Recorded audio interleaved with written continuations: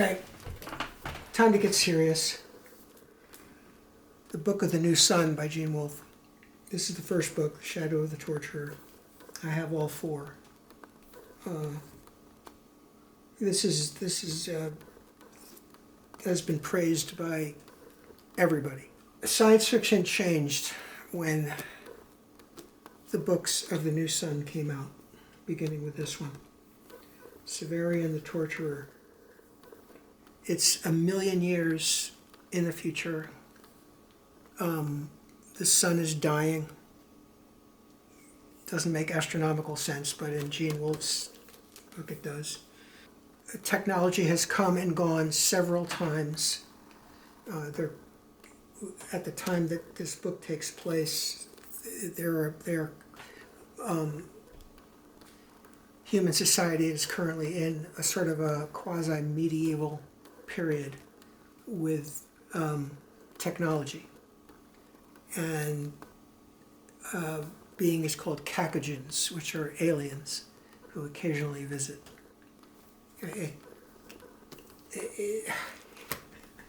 If I'm at a loss for words, it's because I am. This is a very, very difficult book to read.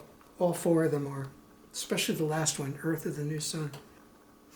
But it's well worth the effort. It's all done in the first person. This is Severian at the very end in prison, writing everything. He has an eidetic memory, photographic memory. He can't forget anything, and so he's writing it all down just simply from memory. And at the end of this book, at the end of most of them, he says, "Here I pause. If you wish to walk no farther with me, reader, I cannot blame you. It is no easy road." It certainly ain't, but you should walk it.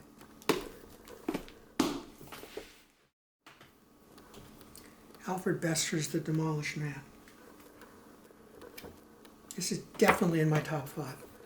Amazing science fiction novel that he wrote in the early 1950s.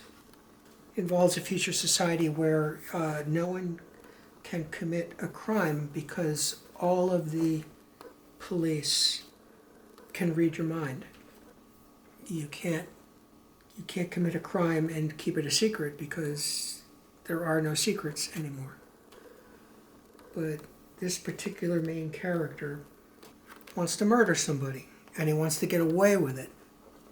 So he has to figure out how he can get around the people who peep, as he calls the reading their minds, people who peep him. And there's interesting typography like this. These are people who aren't really talking to one another. They're mind talking to each other, and it all looks like that. You basically have to follow along. What a great book. You've got to read this book. If you want to start with a science fiction novel that you will totally enjoy, it's this one. Okay, now we get to my favorite science fiction writer, Samuel R. Delany. I've got all of his books over there. I loaned my son the hardcover of this one, so all I've got is this beat-up old paperback. This is Nova, published in 1968. Space opera with a very interesting twist at the end.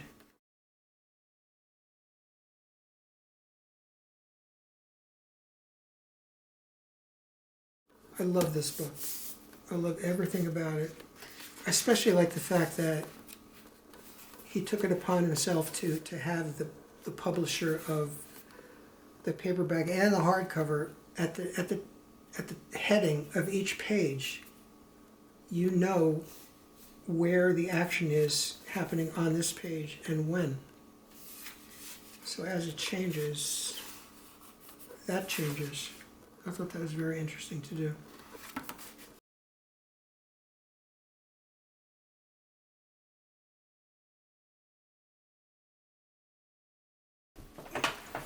I should explain this book a little bit in more detail.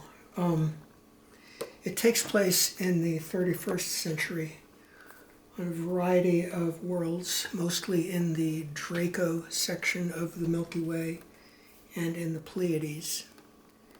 It involves a quest, a mission, a competition between two large business empires. One run by the Von Ray family out of the Pleiades Federation, and the other run by a company called Redshift Limited, mainly known in this book through the characters of Aaron Red, the brother, and Ruby Red, the sister. The competition is to see who can harvest this elusive element called Illyrian, which only exists for moments of time before decaying in the most peculiar place, in the center of suns. And the only way to get that is to figure out how to, first of all, find a star that's about to go nova, explode, and then send a ship through that nova, harvest the Illyrian, and come out the other side and still be alive. Part of the technology that Delany posits in this book sort of predates the cyberpunk era, including movies like The Matrix. It's been said by more people than me that the people who imagined The Matrix had this book in mind, because in this book, any useful citizen in the Draco section or in the Pleiades or anywhere else in the galaxy has had, when they were a very small child, these sockets implanted in their wrists and behind their head at the spine and down on their legs. And anybody with these sockets can plug in to any device or any system or any factory, or in this case, any interstellar starship, and help run it or fly it. And part of the early part of this novel is the main character, Lork Von Ray, Captain Von Ray, son of the founder of the Von Ray company in the Pleiades Federation. He is trying to gather together a crew to attempt this harvesting of Illyrian for a second time. Failed the first time. And he ends up picking this motley crew.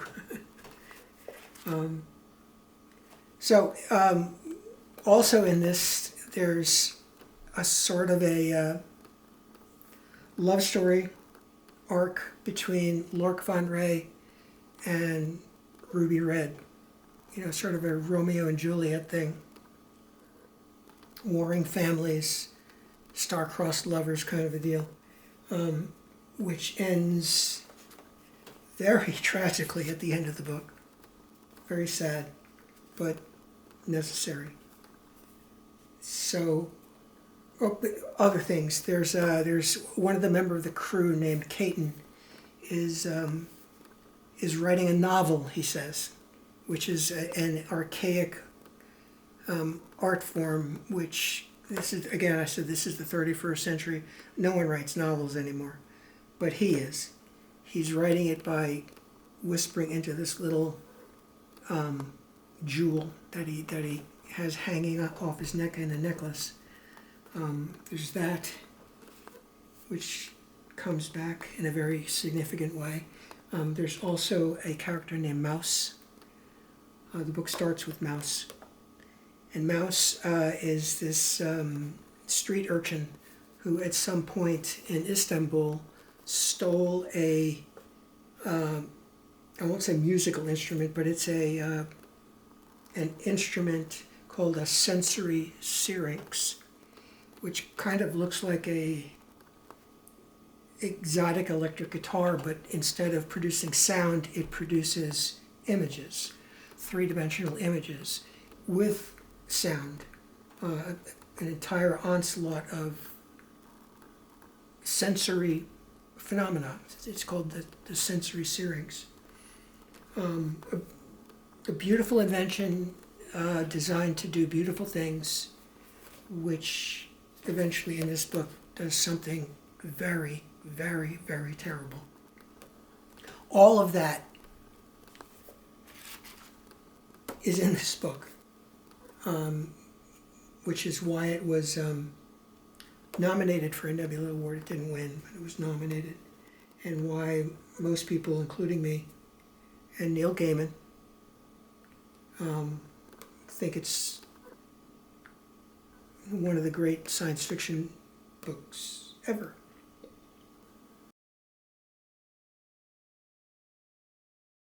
Okay, this is 1968. After this, he wrote Dahlgren, which I won't go into. I love it, but I wouldn't want to push it on anybody. A 760-odd page circular book that begins lowercase, to wound the autumnal city. That's on page 1. And on the final page, again, it's a sentence fragment which begins, we have come to wound the autumnal city. So it's a circular book. You could basically start anywhere and you'll still end up back where you started. But I just said I'm not going to talk about Dahlgren. I'm going to talk about the book he wrote after Dahlgren, which is, here it's called Triton, but Delany actually wanted to call it Trouble on Triton. At the time, Bantam, his publisher, was stuck on the fact that all of his books had to have one-word titles, Driftglass, Nova, Dahlgren, Triton. So he lost the bet to have this be called what he wanted it to be called. Now if you buy this, it's Trouble on Triton.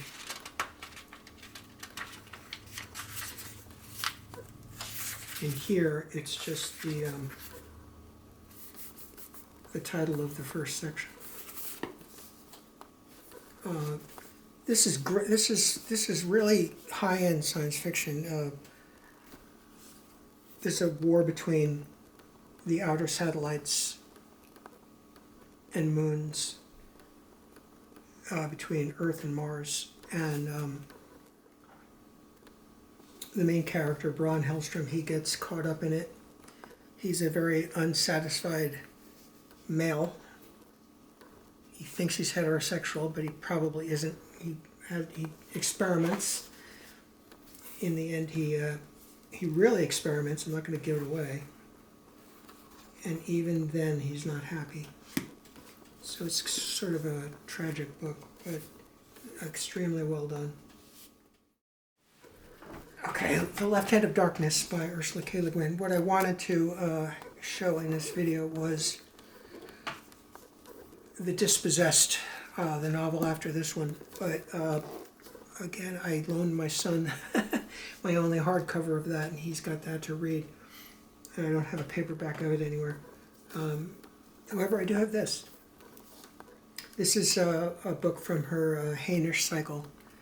By that I mean, you have to imagine a future where, several million years ago, a civilization called the Hainish, who were human, Homo sapiens, who reached the ability to build starships.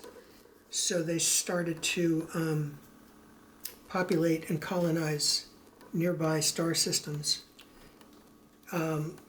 Some of the worlds that they colonized required that the colonists be genetically changed to survive in those alien environments.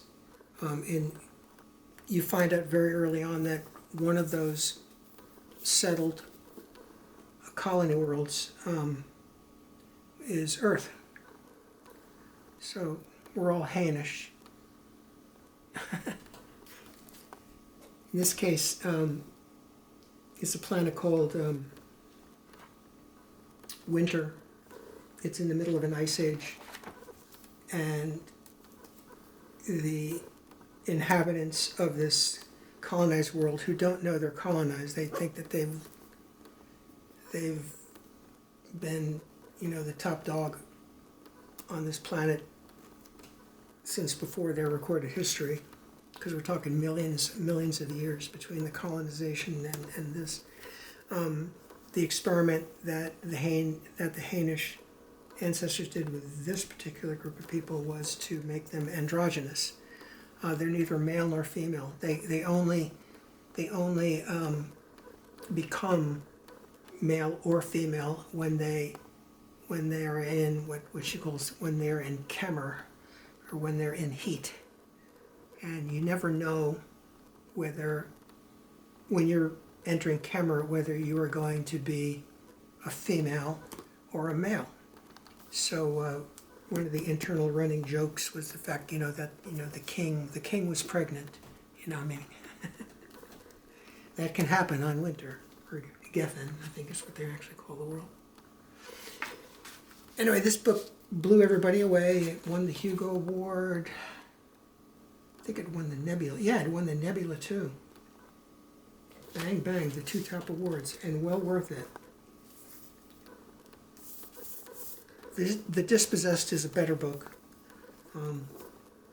Again, in the Hainish cycle, but this one ain't too bad either. Finally, we get to Ray Bradbury. This is my original, completely battered book club edition of Twice 22, which is just a collection of two of his earlier collections, The Golden Apples of the Sun and A Medicine for Melancholy. If you ever wanted to get a wonderful introduction to all of Ray Bradbury's stories, this is probably the one to pick up. If you want to read a short novel of his, really short, you would pick up this, Fahrenheit 451, movie by Francois Truffaut. Very short book, like I said. Gets right to the point. This started out as a long story called The Fireman, but he, according to him in his own introduction, he just sat down with a pile of quarters and fed them into a IBM Selectric in the basement of some library in Los Angeles and just banged this out in 9 days. Good for him. Anyway, in high school, I was doing 1971, I was doing a term paper for my English class, and we had to pick a writer, and we had to write all about them, and I decided on Ray Bradbury. So what did I do? I wrote a letter to Ray Bradbury. And what did he do? He wrote me back by answering all my questions. That's the first time I learned that Ray Bradbury likes the exclamation point. Yes, yes. Joe McCarthy's threat. Ask at your bookstore. And Keith, enclosed find card for more research. Best, Ray Bradbury, March 1970. And he also included this little thing. The places where I could do further research. Wonderful guy, Mr. Ray Bradbury. The funny story is, though, when I submitted my term paper to Miss Lambert, she called me up after class and said, you're really not supposed to make stuff up in these reports. And I said, what do you mean? She said, well, in your reference page, you referenced a letter from Ray Bradbury. And I said, yeah. And clearly she didn't believe me. I said, look, I'll bring it in, I'll show you. And the next class, I showed her. And I got an A. Thank you, Ray.